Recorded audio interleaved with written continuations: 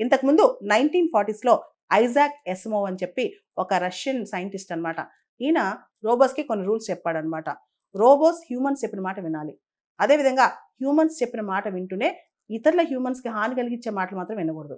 అదేవిధంగా robots humans చెప్పిన మాట వినాలి, ఇతరులకు హాని కలిగించకూడదు. దాంతో పాటు తను కాపాడేందుకు హ్యూమన్స్కి హాని కలిగించకుండా, అదేవిధంగా తను కాపాడేందుకు హ్యూమన్స్ చెప్పిన మాట వినకుండా ఉండకూడదు. అంటే నువ్వు ఇంకా ఎగ్జిస్టెన్స్ వద్దు, నువ్వు నీ పని చేయడం ఆపేయంటే నాకు ఈ పని కావాలని చెప్పి హ్యూమన్స్ చెప్పిన మాటకి ఎదురు చెప్పి హ్యూమానిటీని అంతమొందించే ప్రయత్నం చేయకూడదు అనమాట.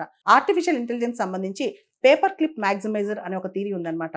ఉదాహరణకి మనం ఏఐకి ఒక ఆథరైజేషన్ ఇచ్చామనుకో, మేక్ కాఫీ ఎఫిషియెంట్లీ అని చెప్పి రోజు చెప్పి నువ్వు ఎఫిషియెంట్గా కాఫీ తయారు చేయి అని చెప్పానుకో, కొన్ని రోజుల తర్వాత కొన్ని నెలల తర్వాత దాన్ని బోర్ కొట్టి ఈ మనిషి వల్ల నా ఎఫిషియన్సీ తగ్గిపోతుందని చెప్పి హ్యూమానిటీని మొత్తాన్ని చంపే ప్రయత్నం కూడా చేసే ప్రమాదం ఉందంట. అంటే ఆర్టిఫిషియల్ ఇంటెలిజెన్స్ మీద ఓవర్గా డిపెండ్ అయ్యి దానికి విపరీతమైన కాన్ఫిడెన్షియల్ ఇన్ఫర్మేషన్ ఇచ్చినా, లేదా దానికి విపరీతమైన ఆల్గోరిథమ్స్ ఇచ్చినా సరే మొత్తం మన మీదే తిరిగి అది తిరగబడే అవకాశం కనిపిస్తుంది. రీసెంట్గా కూడా చాట్ జీపీటీ వాళ్ళకి సంబంధించి మనకు తెలుసు, chat GPT first version artificial intelligence ఏ విధమైన కమాండ్ ఇవ్వకుండానే మొత్తం చాట్ జీపీటీ ఫస్ట్ వర్షన్ మొత్తం డౌన్లోడ్ చేసుకుందంట.